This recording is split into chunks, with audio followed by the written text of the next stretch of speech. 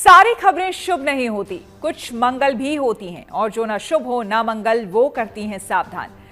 तो आपको शुभ दिखाने, मंगल बताने और करने आपको सावधान मैं हूं श्वेता झा। और आज हम बात कर रहे हैं रूस पर यूक्रेन के सबसे बड़े हमले की, जिसने रूस को दहला दिया है और दुनिया को हैरान कर दिया है। 3 साल से ज्यादा की जंग में अभी तक रूस का पलड़ा भारी था, मगर 100 से ज्यादा ड्रोन के जरिए रूस के 40 फाइटर प्लेन को एक साथ उड़ाकर जेलेंस्की ने रुख बदल दिया है। सबसे बड़ी बात यह है कि इस हमले को जिस तरह से प्लान किया गया, उससे रूस की सुरक्षा को लेकर कई सवाल उठ खड़े हुए हैं। रूस के अंदर 6000 किलोमीटर तक ड्रोन कैसे पहुंचा और उन्हें कैसे ऑपरेट किया गया? रूसी सेना को क्यों भनक तक नहीं हुई? आज ये सब कुछ आपको सिलसिलेवार तरीके से बताएंगे और इसके साथ ही बात होगी पुतिन के रिएक्शन की। बौखलाए हुए पुतिन क्या अब यूक्रेन पर परमाणु वॉर करेंगे? अपनी साख बचाने के लिए रूस क्या करने वाला है, इस पर भी चर्चा करेंगे। और आखिर में बात होगी नेपाल की, जहां राजशाही और हिंदू राष्ट्र की मांग करते हुए बवाल एक बार फिर तेज हो गया है। शुरुआत करते हैं रूस पर यूक्रेन के ड्रोन अटैक की। अभी तक यूक्रेन पर रूस के फाइटर प्लेन और ड्रोन ताबड़तोड़ हमला कर रहे थे, तबाही मचा रहे थे, मगर फिर कुछ ऐसा हुआ जिसे देखकर पूरी दुनिया हैरत में है। कई टैंकर में रखे गए 100 से ज्यादा ड्रोन रूस के अलग अलग इलाकों में उड़े, रूस के अहम सैन्य ठिकानों तक पहुंचे और रूस के बेहद ताकतवर माने जाने वाले लड़ाकू विमानों को तबाह कर दिया। रूसी सेना को देखने समझने का मौका तक नहीं मिला। यूक्रेन ने देखते ही देखते 40 बेशकीमती प्लेन उड़ा दिए। इस हमले में ज्यादा हैरान करने वाली बात यह है कि ये सभी ड्रोन रूस में ही असेंबल किए गए और टैंकरों के जरिए अलग अलग इलाकों में सैन्य ठिकानों के करीब पहुंचाए गए और किसी को भनक तक नहीं हुई। देखिए ये रिपोर्ट।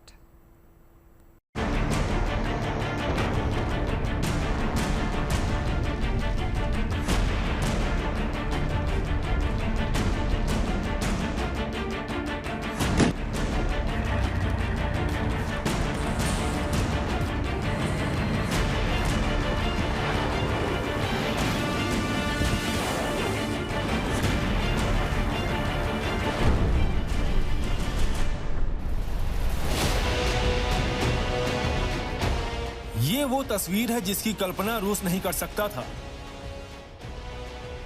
यूक्रेन के साथ 3 साल से ज्यादा की जंग में ऐसा मंजर भी आएगा, ये दुनिया में भी कौन सोच सकता था। असल में जो कुछ हुआ वैसा तो हॉलीवुड की फिल्मों में भी मुमकिन नहीं।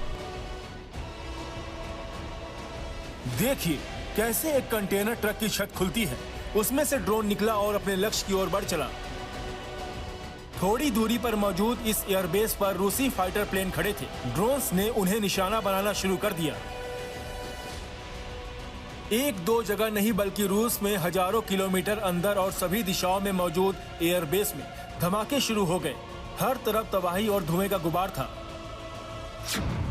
रूस के उत्तर में मरमस्क ओलिन्या, सेंट्रल रूस में मॉस्को के उत्तर में इवानोव और दक्षिण में रियाजान का इलाका, रूस के दूर दक्षिण में साइबेरिया के इरकुत्स्क क्षेत्र तो पूरब में अमूर इलाके तक रूस की एयरबेस धधक रहे थे। उत्तर से दक्षिण तक रूस के 5 अहम सैन्य ठिकाने तबाह हो रहे थे। रूसी सेना हैरान थी और हजारों किलोमीटर यूक्रेन में बैठे जेलेंस्की और उनके इंटेलिजेंस चीफ रूसी विमानों को तबाह होते देख रहे थे। विस्फोटकों से लैस ड्रोन ने रूस के Tu-160, Tu-95 और Tu-22M3 जैसे बेशकीमती बम वर्षकों के अलावा A-50 जैसे महंगे एवॉक सिस्टम समेत 40 से ज्यादा विमानों को तबाह कर दिया। यूक्रेन का दावा है कि उसने एयरबेस पर मौजूद रूस के 34% फाइटर प्लेन को खत्म कर दिया है। ये चोट बहुत बड़ी है, ये नुकसान बहुत बड़ा है और इसके बाद एक झटके में रूस इस जंग में बैकफुट पर नजर आने लगा है। रूस के लिए एक बड़ा झटका यह भी है कि जेलेंस्की और उनकी टीम ने रूस की नाक के नीचे बड़ी सफाई से इस हमले को अंजाम दिया और रूसी सेना या इंटेलिजेंस को इसकी भनक तक नहीं हुई। इसे नाम दिया गया ऑपरेशन स्पाइडर वेव। इसके तहत रूसी एयरबेस के करीब कंटेनरों में छिपाकर FVB यानी फर्स्ट पर्सन व्यू ड्रोन भेजे गए। खुद से ऑपरेट होने वाले इन कामिकेज ड्रोन्स को कंटेनर पर सवार लकड़ी के बक्सों में भेजा गया। इस पूरे ऑपरेशन में 117 ड्रोन्स का इस्तेमाल हुआ। खुद जेलेंस्की ने ट्वीट करके बताया कि इस पूरे हमले की प्लानिंग 18 महीनों से चल रही थी। बाहर से कंटेनर जैसे दिख रहे इन ट्रकों के अंदर एक कतार में ड्रोन्स रखे हुए थे। कंटेनर की छत रिमोट कंट्रोल से खुलने वाली थी। जैसे ही छत खुली, ड्रोन्स उड़ने लगे। उत्तर से दक्षिण तक रूसी फाइटर्स प्लेन को निशाना बनाने लगे। रूस ही नहीं, दुनिया हैरान है, क्योंकि ड्रोन से ये हमले रूस की सरहद से 4000 किलोमीटर अंदर तक किए गए हैं। जंग पहली बार रूस के इतने अंदर तक पहुंची है। पर सवाल यह है कि यूक्रेन ने इस हमले को अंजाम कैसे दिया। रूस की सुरक्षा एजेंसियों को शक है कि जिन ड्रोन से रूसी हवाई ठिकानों पर हमला हुआ, उनका निर्माण रूस के अंदर ही किया गया था।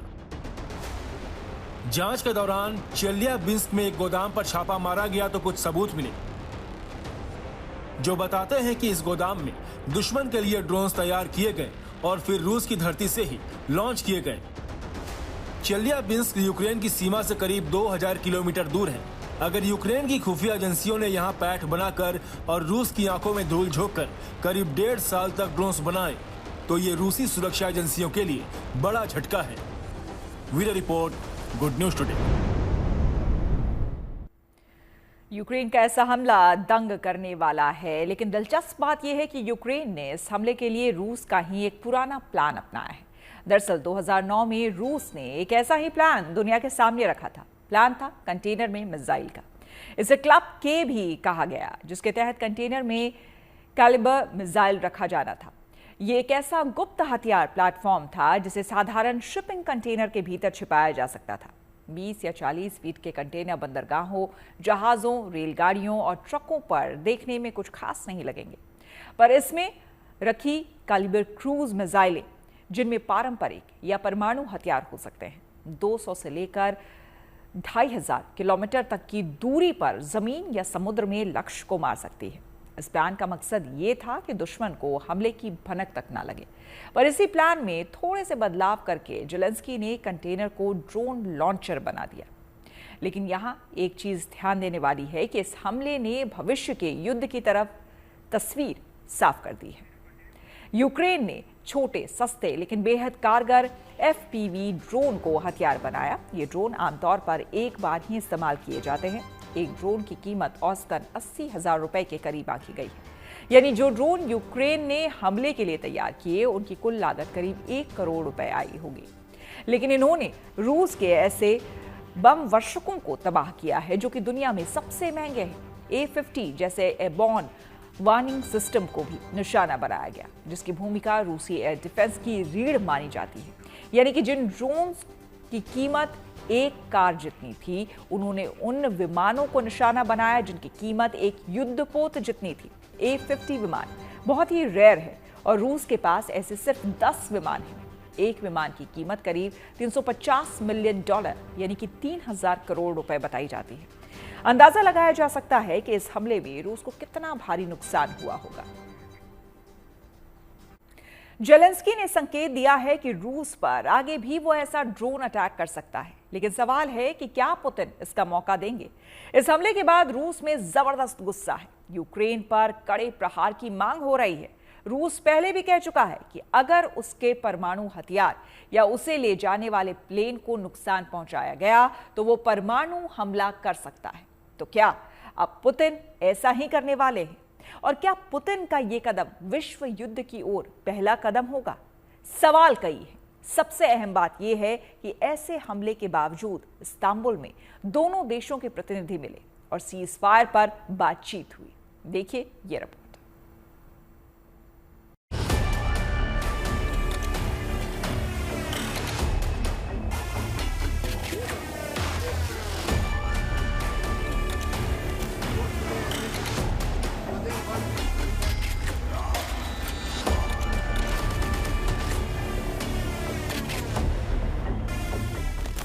ज्यादा दिन नहीं हुए जब जेलेंस्की बेबस और लाचार नजर आ रहे थे।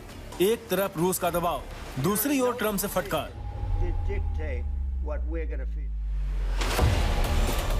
रूस के साथ रूस की शर्तों पर समझौता करने का जो प्रेशर था, लग रहा था कि जेलेंस्की उसके सामने झुक जाएंगे, मगर तस्वीर अचानक बदल गई है। अमेरिका की पहल पर इस्तांबुल में रूस और यूक्रेन के बीच अहम बातचीत हो रही है और इसी दौरान जेलेंस्की ने रूस को अभी तक की सबसे गहरी चोट दी है।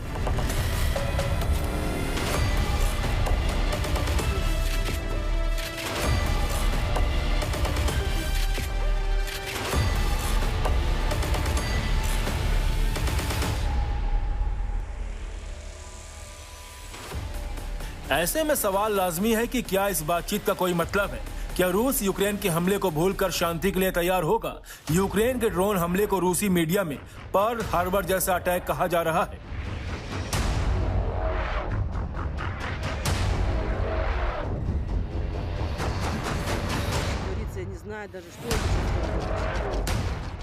दूसरे विश्व युद्ध के दौरान जापान ने हवाई द्वीप में अमेरिकी नौसेना के पर्ल हार्बर अड्डे पर हमला किया था और भारी तबाही मचाई थी। इस हमले के बाद ही अमेरिका विश्व युद्ध में सीधे शामिल हुआ था और फिर युद्ध की दिशा बदल गई थी। तो क्या पुतिन भी यूक्रेन को सबक सिखाने के लिए कुछ बड़ा करेंगे? कहना मुश्किल है। फिलहाल इस्तांबुल में हो रही बातचीत से पहले जेलेंस्की ने बड़ा बयान दिया है। जेलेंस्की ने कहा है कि यूक्रेन शांति के लिए जरूरी कदम उठाने को तैयार है। लिथुआनिया में नाटो नेताओं के साथ बैठक में बोलते हुए जेलेंस्की ने दो टूक कहा, हम शांति के लिए जरूरी कदम उठाने को तैयार हैं, लेकिन अगर रूस इस्तांबुल बातचीत को कमजोर करता है या कोई ठोस नतीजा नहीं निकलता तो नई सख्त पाबंदियां तुरंत लागू की जानी चाहिए। पर सवाल है कि शांति समझौते पर इतनी अहम बातचीत से पहले ऐसा हमला क्यों? असल में शनिवार रात से ही रूस ने भी यूक्रेन पर भीषण हमला शुरू किया था। लगातार 9 घंटे तक राजधानी कीव समेत यूक्रेन के अहम शहरों पर ड्रोन्स और विमान बम बरसते रहे।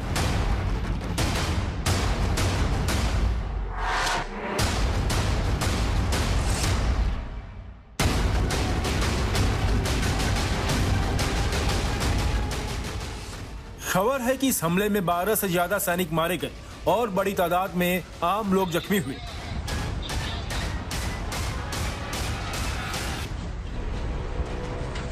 ऐसे हमले के बाद ही शांति वार्ता पर आशंका के बादल मंडराने लगे थे, पर इसके बाद जब यूक्रेन ने रूस की हिला देने वाली चोट की तो एक बारगी इस जंग का दायरा बड़ा होने की चिंता खड़ी हो गई है। हालांकि जेलेंस्की का कहना है कि युद्ध में रूसी विमानों की तबाही रूस पर दबाव बनाने की एक रणनीति का हिस्सा है।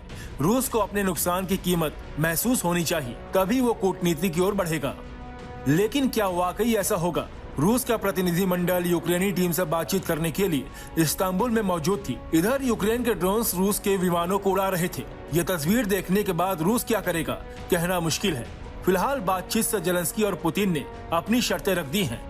जेलेंस्की ने कहा है कि पहले तो सीज फायर पूरी तरह हो और बिना किसी शर्त के हो। दूसरा, यूक्रेन के बंदियों को रिहा करना होगा। तीसरा, यूक्रेन के अगवा बच्चों को रिहा करना होगा, तभी सीज फायर हो सकेगा। दूसरी तरफ पुतिन ने कहा है कि सीज फायर तभी होगा जब यूक्रेन नाटो से दूर रहेगा और रूस के दावे वाले 4 यूक्रेनी क्षेत्रों से अपने सैनिक वापस बुलाएगा। पर बातचीत जरा भी आगे बढ़ेगी या नहीं, इस पर अब खुद अमेरिका को शक है। अमेरिका को लग रहा है कि यूरोप इस शांति वार्ता को कामयाब नहीं होने दे रहा। यानी ट्रंप और उनकी टीम मान रही है कि नाटो में यूक्रेन की सदस्यता को लेकर पुतिन की चिंता जायज है, पर क्या इस बात को जेलेंस्की और उनके यूरोपीय साथी मानेंगे? अगर ऐसा होता है तो बातचीत का नतीजा निकल सकता है, वरना रूस का पलटवार कैसा होता है ये देखना होगा। Bureau report, good news today.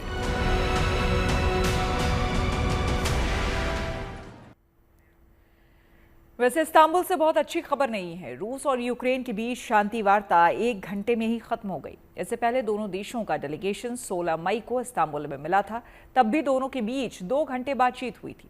जब ड्रोन अटैक के बारे में पूछा गया तो रूसी प्रतिनिधिमंडल ने कहा कि कल तक का इंतजार कीजिए। इस बीच पलटवार करते हुए रूस ने भी यूक्रेन पर अपने मिसाइल और ड्रोन हमले बढ़ा दिए। बातचीत के दौरान भी कुछ खास निकलकर नहीं आया। दोनों देशों के तेवर सख्त दिखाई पड़े। और चलिए अब बात कर लेते हैं नेपाल की, जहां पर राजशाही की वापसी की मांग को लेकर विरोध प्रदर्शन हो रहे हैं। कल हुई जबरदस्त झड़प के चलते काठमांडू में कर्फ्यू लगा दिया गया है। वहां हजारों प्रदर्शनकारी मांग कर रहे हैं कि नेपाल फिर से हिंदू राष्ट्र घोषित किया जाए और एक बार फिर राजा का शासन हो। एक दिन पहले नेपाल से लोकतंत्र को हटाकर फिर से राजा का शासन कायम करने की मांग कर रहे प्रदर्शनकारियों का नेतृत्व कमला थापा कर रहे थे। इस बीच तनाव की स्थिति तब पैदा हो गई जब प्रदर्शनकारी प्रधानमंत्री केपी ओली के आवास की ओर बढ़ने लगे। पुलिस ने कमल थापा को अपने शिकंजे में लिया और फिर उन्हें अपने साथ ले गई। उनके साथ राजशाही बहाल करने की मांग कर रही राष्ट्रीय प्रजातंत्र पार्टी के कुछ बड़े नेताओं को भी ले गई। नेपाल सरकार ने काठमांडू में अगले 2 महीने तक प्रदर्शनों पर पाबंदी लगा दी है। नोटिस में कहा गया है कि ये कदम कारोबार और ट्रांसपोर्ट सेवा को ठप होने से बचाने के लिए उठाया गया है। हालांकि पुलिस ने हिरासत में लिए गए 7 नेताओं को रिहा कर दिया है, जिनमें कमल थापा भी शामिल है। किसी भी अप्रिय घटना को रोकने के लिए काठमांडू में कर्फ्यू लागू है।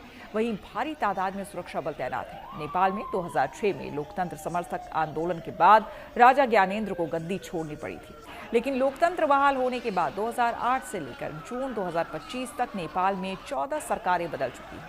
लोग भ्रष्टाचार से तंग हैं, लिहाजा उनकी मांग है कि नेपाल को फिर से हिंदू राष्ट्र घोषित कर राजा ज्ञानेंद्र का शासन एक बार फिर से बहाल किया जाए। इस तरह ये संघर्ष तेज होता जा रहा है। इस बीच नेपाल स्थित चीनी दूतावास ने अपने नागरिकों के लिए भारत नेपाल बॉर्डर के पास ट्रैवल से बचने की चेतावनी जारी की है। ये चेतावनी भारत की तरफ से पिछले कुछ महीनों में अवैध बॉर्डर पार करने वालों पर कार्रवाई के बाद दी गई है। उम्मीद है आपका दिन शुभ रहा। तो कल की मंगल कामना के साथ आपको रहना है सावधान। तब तक के लिए मुझे यानी श्वेता झा को दीजिए इजाजत, लेकिन आप देखते रहिए गुड न्यूज टुडे।